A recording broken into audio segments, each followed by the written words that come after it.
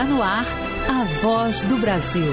As notícias do governo federal que movimentaram o país no dia de hoje. Olá, boa noite. Boa noite para você que nos acompanha em todo o país. Terça-feira, 22 de novembro de 2022. E vamos ao destaque do dia. Estamos no Novembro Roxo. Um alerta para prevenção de partos prematuros. E o Ministério da Saúde reforça ações voltadas ao cuidado às gestantes e aos recém-nascidos no SUS. Márcia Fernandes. Entre as ações está um incentivo ao pré-natal, o aleitamento materno e a oferta de atenção para as gestantes na saúde básica. Você também vai ouvir na Voz do Brasil um documento que garante cidadania. Campanha quer diminuir o número de crianças que não possuem a certidão de nascimento. Cleide Lopes. Segundo o IBGE, só no ano de 2019, 60 mil crianças deixaram de ser registradas. Governo de transição. Anunciados nomes de parlamentares que vão fazer parte de grupos temáticos. E integrantes da transição começam encontros com atuais ministros. Hoje, na apresentação da Voz do Brasil, eu, Márcia Dias e Gabriela Mendes. E assista a gente ao vivo pela internet. Acesse voz.gov.br. Foram anunciados hoje os nomes de mais parlamentares que vão auxiliar na transição para o novo governo. Foi o coordenador do grupo de transição, o vice-presidente eleito Geraldo Alckmin, quem apresentou os nomes. Ele afirmou que a prioridade neste momento é resolver a questão do orçamento e que as discussões sobre o teto dos gastos públicos ficam para o ano que vem. Pela manhã, integrantes do grupo de Minas e Energia da equipe de transição pediram a suspensão da venda de ativos em curso na Petrobras. Eles estiveram reunidos pela primeira vez com o ministro da pasta, Adolfo Saxida. O vice-presidente eleito, Geraldo Alckmin, coordenador do Gabinete de Transição, anunciou os senadores e deputados federais que vão compor 28 grupos técnicos e acompanhar temas de interesse do novo governo no Congresso Nacional. Também comentou sobre a proposta de emenda à Constituição da Transição, entregue na semana passada ao Parlamento. A proposta estabelece áreas do orçamento que deverão ficar fora do teto de gastos para a garantia da continuidade do pagamento de programas como o atual Auxílio Brasil. Alckmin afirmou que a discussão sobre as regras para limitar o gasto público deve ficar para o ano que vem. Então, a emergência é resolver o orçamento do próximo ano. Pois a questão da discussão, ela vai ter que ser feita para frente, mas não nesses 30 dias agora. Então, haverá sim uma discussão e uma revisão. Na primeira reunião do Grupo de Trabalho de Minas e Energia com o ministro Adolfo Saxida, o senador Jean Paul Prates, da equipe de transição, destacou que o Ministério vai suspender decisões estruturais e estratégicas até a mudança de governo. Ele solicitou que a medida se estenda aos ativos da Petrobras, como os processos de venda da TBG, Transportadora Brasileira Gasoduto Bolívia-Brasil, que opera o gasoduto entre os dois países. Vamos ter um diálogo com a Petrobras especificamente. Há que se reconhecer que é uma empresa economia mista, então tem um processo diferenciado, mas foi muito importante essa medida que o próprio ministro anunciou, de não haver surpresas, nem sobressaltos nesse período final de governo. Que não quer dizer necessariamente que não haja venda de ativos no futuro, enfim, mas isso é uma reavaliação que vai caber com muita parcimônia, com tranquilidade, a nova gestão. Está no ar o endereço eletrônico para acompanhar todas as atividades do governo de transição, como as portarias assinadas pela equipe, documentos e andamento dos trabalhos. É o gabinetedатранsição.com.br. Reportagem Luana Karen. Um alerta para a prevenção da prematuridade. Estamos falando do Novembro Roxo. No país ocorrem cerca de 340 mil nascimentos prematuros por ano, o que equivale a 6 casos a cada 10 minutos. E um acompanhamento pré-natal correto e eficiente pode garantir a saúde do bebê e prevenir o parto antes da hora. Uma gestação completa dura até 42 semanas. Todo bebê que nasce antes de 37 semanas é considerado prematuro e pode ter que passar por tratamentos e cuidados especiais. A assistente administrativa Cassiane Alves sabe bem o que é isso. Há 10 anos, ela passou pelo parto prematuro das filhas gêmeas. Quando estava com apenas 23 semanas de gestação, pouco mais de 5 meses, foi levada às pressas para o hospital. hospital. Uma das meninas não sobreviveu e a outra lida com sequelas. A Luísa, ela tem algumas sequelas da prematuridade, tá? Ela ficou com paralisia cerebral. Mas o que acontece? Eu sempre tive dos médicos que talvez ela fosse uma criança vegetativa, né? Pelo tempo que passou e ela cada dia mostrando que ela estava ativa, que aquela parada não afetou tanto, né? Acabou afetando, na verdade, o lado motor dela, o lado direito dela, mas que cognitivo nada ela afetou, ela tem cognitivo preservado hoje.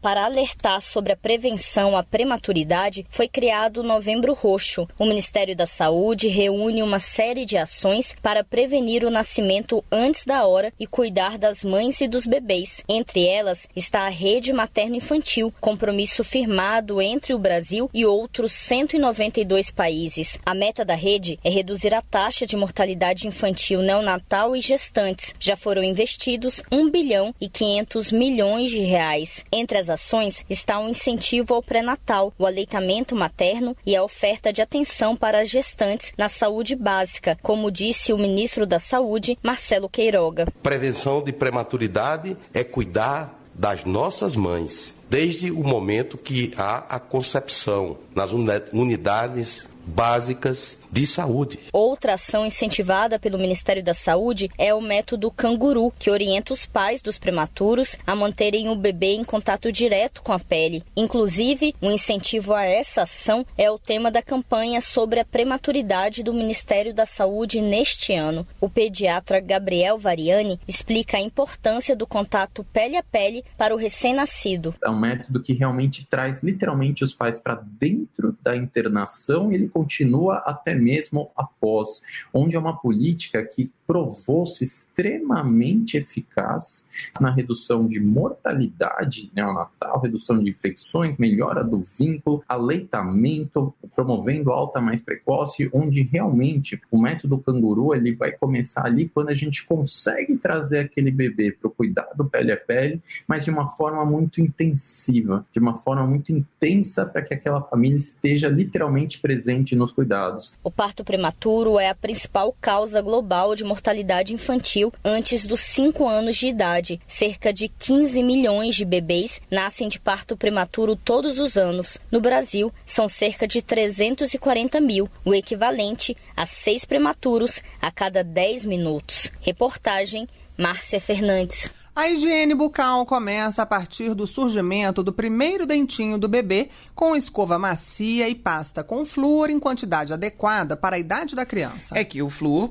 protege os minerais do dente e assim previne contra a cárie, a doença não transmissível mais prevalente no mundo. E o SUS oferece prevenção e tratamento odontológico de graça.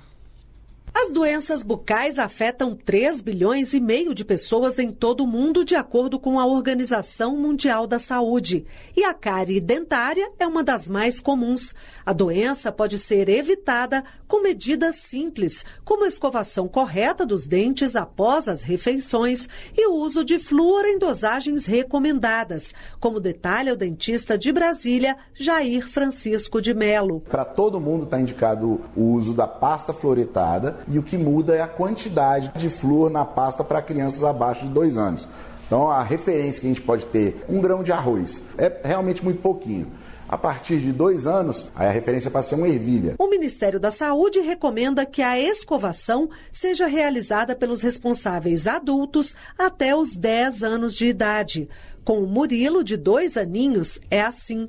Os cuidados com a saúde bucal são uma preocupação desde cedo, conta o pai, Lucas Maia. Costuma levá-lo, ao dentista frequentemente. Ele gosta de escovar muito o dente comigo, então sempre depois da refeição, com uma pasta apropriada, enfim, com a escovinha do tamanho dele, a gente tem essa preocupação, não somente com a caderneta da vacinação, mas também com a saúde dental dele. O flúor age como protetor das superfícies dentárias, evitando a perda de minerais. No Brasil, ele foi incorporado na pasta de dente a partir de 1988.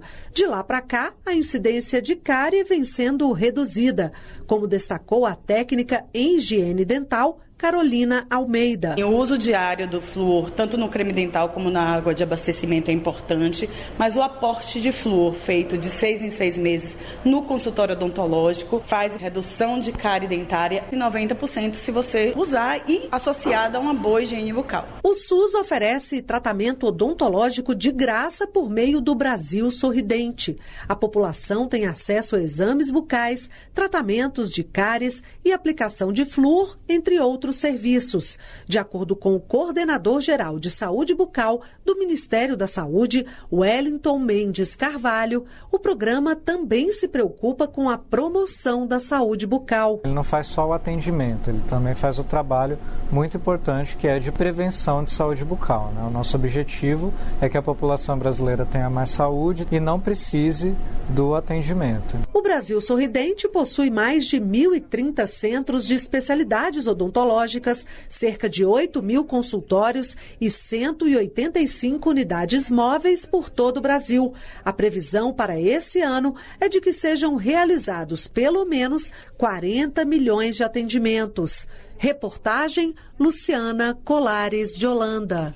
A floração de determinadas espécies de bambu pode levar a um aumento expressivo do número de ratos silvestres. Esses animais são transmissores da hantavirose, doença que ataca sobretudo os pulmões. Os sintomas podem evoluir rapidamente e levar à morte. Vamos ouvir agora como evitar o contágio.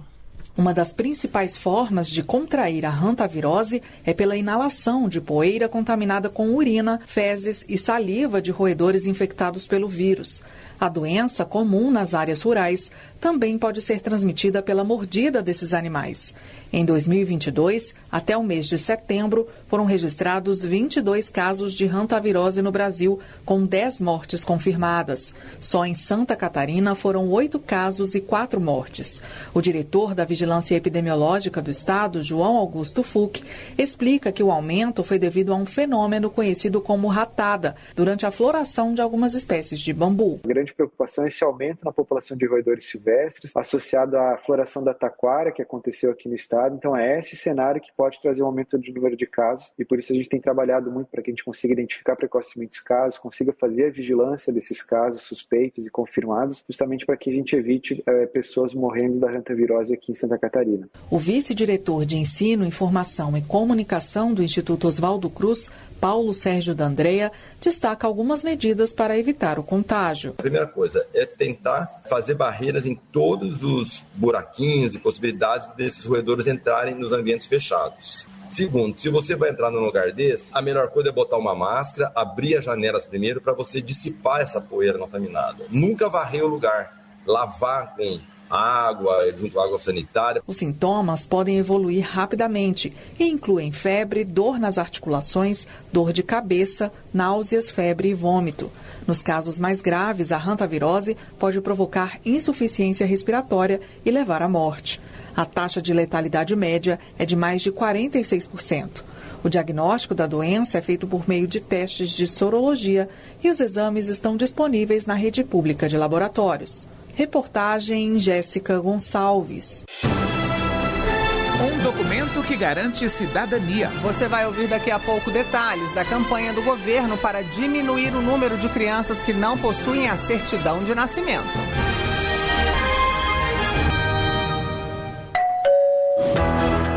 Abrir a porta é cidadania.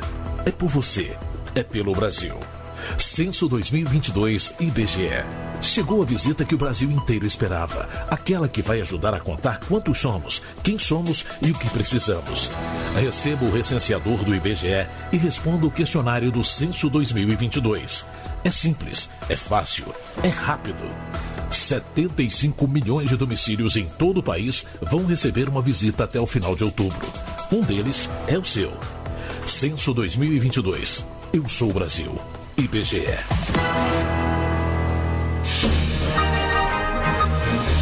Um Com a solenidade de hoje na Câmara dos Deputados, marcou os 100 anos da primeira transmissão oficial de rádio no Brasil. A sessão contou com a presença de autoridades e representantes do setor que destacaram a importância do rádio na história do país. A EBC, responsável pela produção da Voz do Brasil, do Poder Executivo, tem investido na modernização de emissoras de rádio e integração com outras plataformas. Ondas que chegam até os rincões do país, levando entretenimento e informação.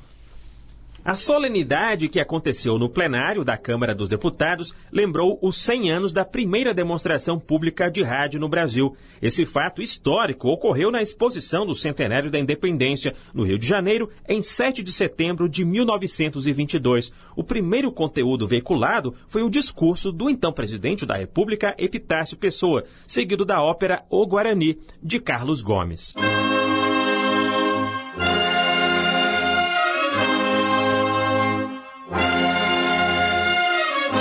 Além de parlamentares, participaram da sessão solene representantes de entidades ligadas ao setor.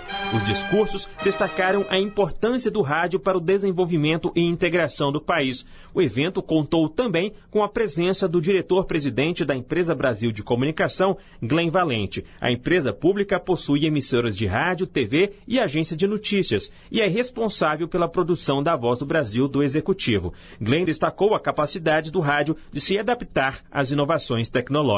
A gente vê hoje o rádio sendo integrado a todas as plataformas. Então, essa preocupação, o que vai acontecer com o rádio? O rádio vai continuar existindo e ele só a única coisa a diferença é que hoje você tem várias plataformas. Então, a Rádio Nacional, a Rádio México, estão no Spotify? Estão fazendo podcast?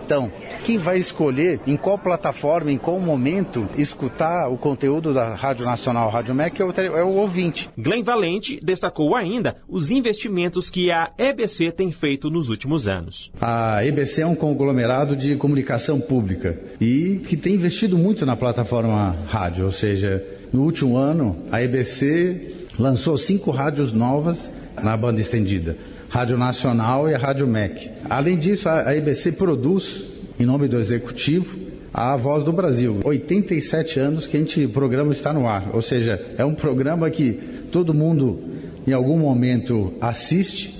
A gente fez uma mudança, a gente fez uma integração. Hoje a Voz do Brasil é multiplataforma do lado executivo. A primeira emissora brasileira foi a Rádio Sociedade do Rio de Janeiro, fundada em 1923 pelo educador Edgar Roquete Pinto. A partir de 1930, o veículo se tornou popular. Em 1935, a Voz do Brasil foi ao ar pela primeira vez. E em 1936 entrava no ar a Rádio Nacional, que em 1940 foi incorporada ao patrimônio da União. Reportagem Glauco de Queiroz.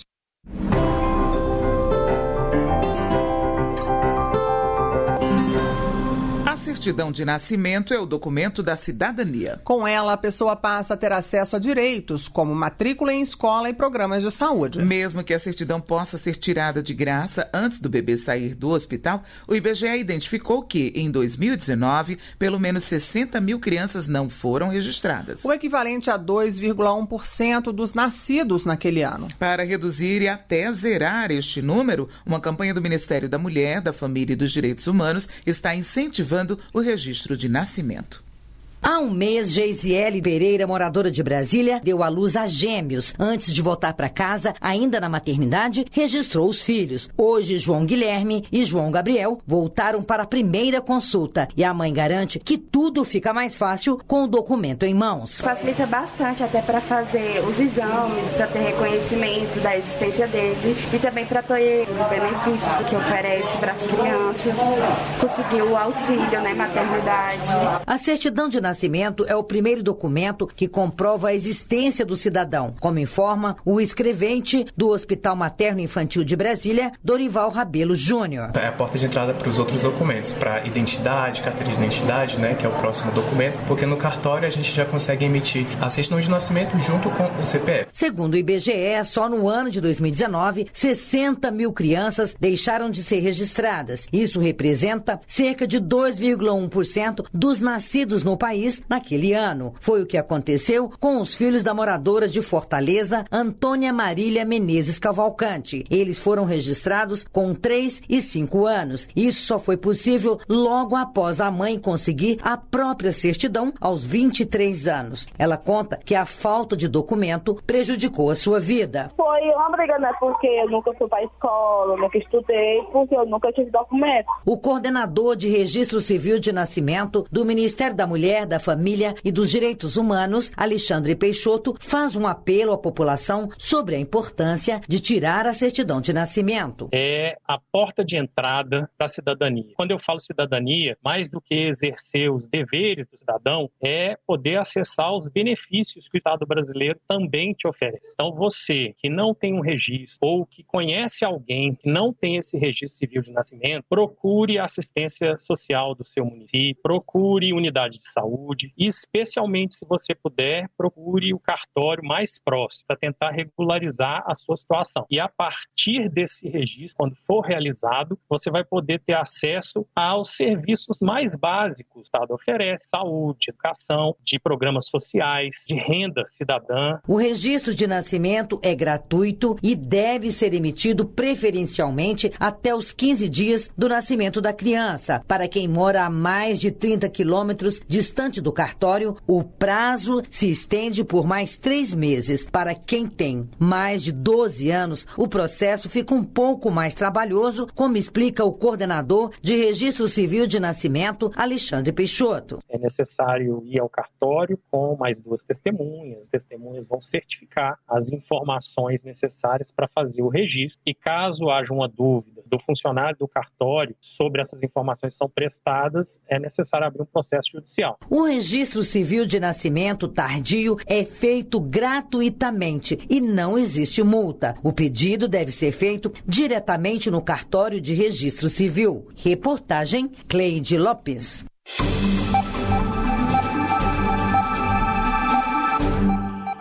Muitos brasileiros sonham em passar em um concurso público. A dedicação para alcançar o objetivo é grande. E nem sempre é só se debruçar sobre os livros. Muitos concursos exigem testes físicos. E esses concursos, que contam com mais de uma etapa, podem ter um aumento no número de vagas. Uma nova regra do governo determinou que a aprovação de candidatos pode ser de até o triplo do número de vagas originais em concursos com mais de uma etapa e com mais de 30 vagas. Antes, o limite era o dobro do número de vagas estabelecidas no edital.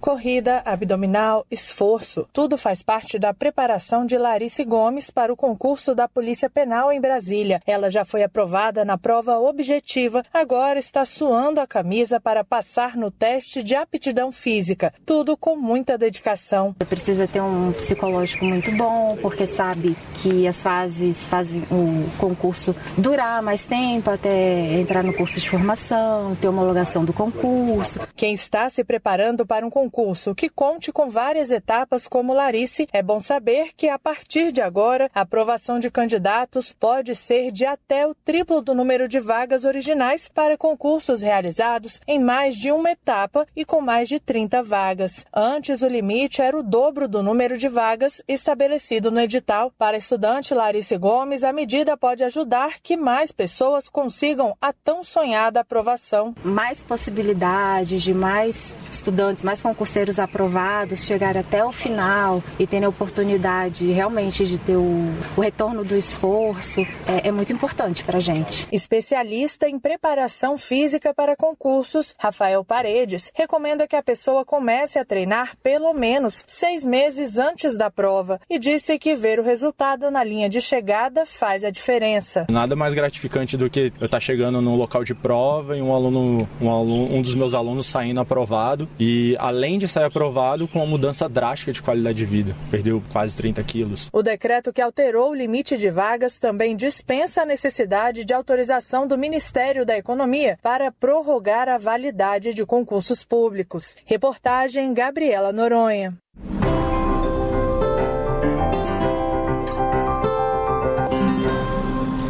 Profissionais inscritos para a segunda etapa do Revalida já podem acessar o cartão de confirmação. O Revalida reconhece os diplomas de médicos que se formaram no exterior e querem atuar no Brasil. E é direcionado tanto aos estrangeiros formados em medicina quanto aos brasileiros que se graduaram em outro país e querem exercer a profissão aqui no Brasil. O cartão traz informações do candidato, horário e local de aplicação da prova de habilidades clínicas. O exame será aplicado nos dias 3 e 4 de dezembro. O cartão pode ser acessado pela internet em revalida.inep.gov.br. E essas foram as notícias do Governo Federal. Uma realização da Secretaria Especial de Comunicação Social do Ministério das Comunicações. Com produção da Empresa Brasil de Comunicação. Fique agora com as notícias do Poder Judiciário e do Congresso Nacional. Boa noite. Boa noite para você. Até amanhã.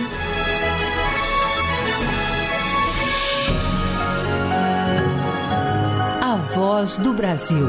Governo Federal.